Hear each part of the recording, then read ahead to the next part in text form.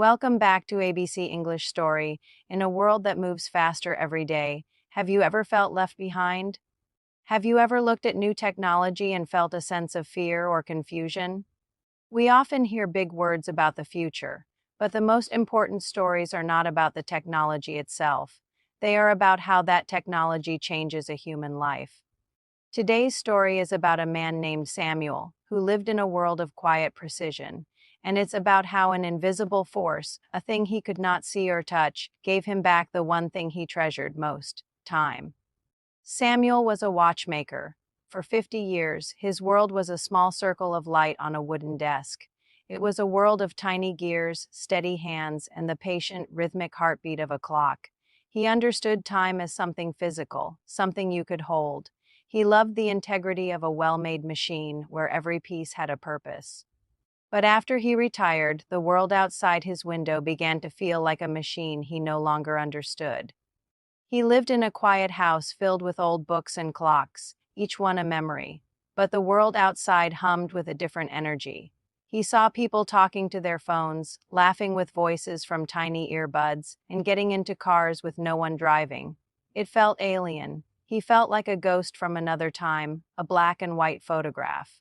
In a digital world, this new world, with its invisible connections and instant answers, seemed to have no place for the slow, careful work of a watchmaker. He wasn't angry at it, but a deep, quiet loneliness settled over him, like dust on his old tools. Then, one autumn, Samuel's own precise, well-ordered body began to fail him. It started with a tremor in his hand, the same hand that had fixed the most delicate watches. Doctors ran tests. They looked at scans. They were kind, but their faces were filled with uncertainty. They spoke in quiet, serious tones. There was a shadow on the images, a problem they couldn't quite identify. His doctor, a good man named Dr. Evans, sat with him. "Samuel," he said, "there's a new tool we can use. It's a type of artificial intelligence. A computer program, an algorithm, can analyze these scans. It can see patterns that the human eye might miss." Samuel felt a cold wave of resistance. A machine? He trusted a doctor's experience, a human's judgment. How could a series of codes and numbers understand the complexities of a human life? To him, it felt like asking a calculator to understand a poem.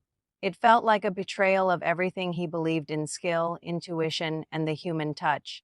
The idea of placing his future in the hands of something so cold and impersonal was his deepest fear made real. His granddaughter, Chloe, who was studying in a city far away, called him that night. He told her his fears. Chloe was patient. She was part of this new world, but she understood his. "Grandpa," she said, her voice warm through the phone's speaker. "Think of it like this. You have a special magnifying glass that lets you see the tiniest parts of a watch, right? This AI is like a doctor's most powerful magnifying glass. It doesn't replace the doctor. It just helps them see better. It's just a tool." Her words were a small bridge between his world and the new one. A tool. He understood tools. With a heavy heart full of doubt, he agreed. A week later, he sat in Dr. Evans's office again. But this time, the doctor was smiling. "The AI found it, Samuel," he said, pointing to a specific spot on the scan. "It wasn't a shadow. It was a very small, very unusual, and very treatable condition. We can start a simple treatment right away. We would have found it eventually, but this saved us months of uncertainty." In that moment, Samuel felt something shift inside him. A machine had given him a clear answer.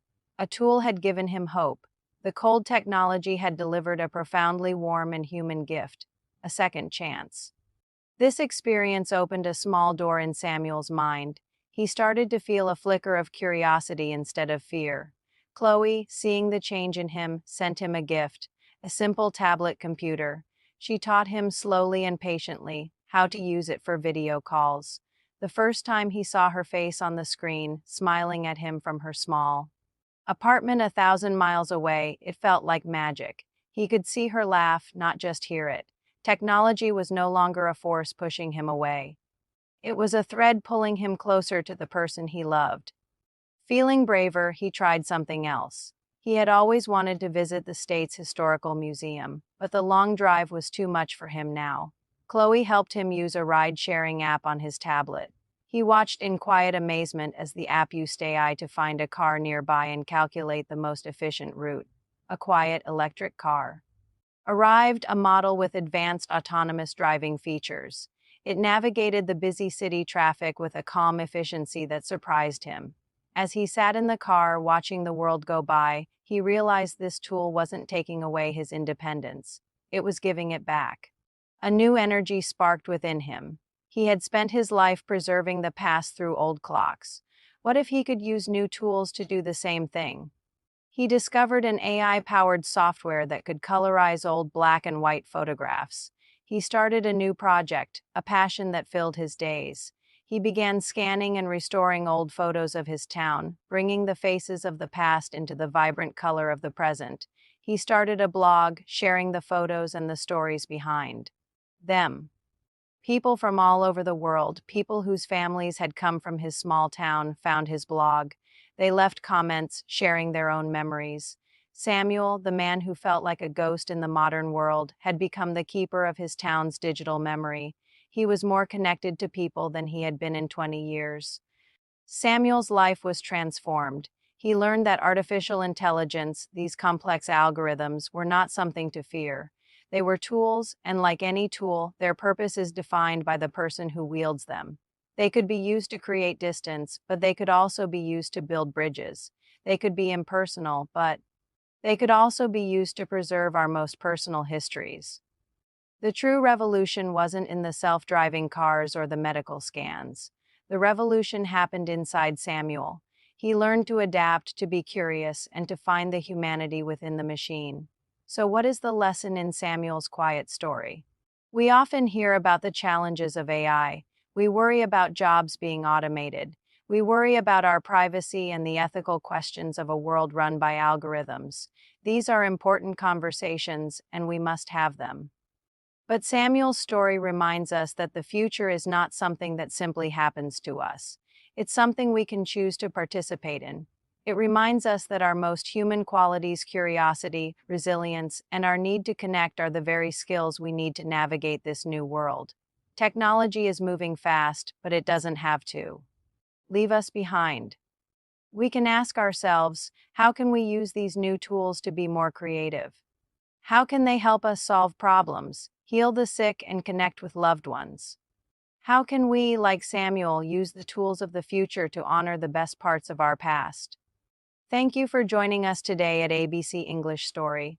If this story inspired you, give us a like, share it with a friend, and don't forget to subscribe to ABC English Story for more meaningful content like this. Until next time, stay curious, stay hopeful, and